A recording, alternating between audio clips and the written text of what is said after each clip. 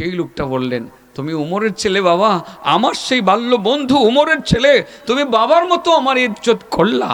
এইভাবে তারে খচ্চরটা দিয়ে খালি পায়ে হেঁটে হেঁটে আব্দুল্লাহ ইবনে ওমর, ওমরের ছেলে যিনি রাষ্ট্রপতির ছেলে হযরতে আব্দুল্লাহ বিন দিনার বলেন, এই আব্দুল্লাহ ইবনে ওমর, তুমি এটা কি করলা? তুমি তো সাধারণ ফ্যামিলির সন্তান না, তুমি তো রাজ পরিবারের সন্তান। তোমার বাবা ছিলেন অর্ধজাহানের শাসক বাদশাহ, তুমি বাদশার ছেলে হয়ে তুমি একজন সাধারণ খেটে খাওয়া দিনমজুর গ্রামের একটা বুড়ো মানুষকে দীক্ষা খচ্চর থেকে লাভ দিয়ে নেমে গেলা, পাগড়িও দিয়ে দিলা, তোমার বাহনটাও দিয়ে দিলা, ঘটনাটা কি? ওমর বলে, আব্দুল্লাহ ইবনে ওমর বলেন, এই বন্ধু আব্দুল্লাহ ইবনে দিনার, কি বলো, তুমি জানো লোকটা কেডা? এই লোকটা আমার বাবার বাল্যকালের বন্ধু।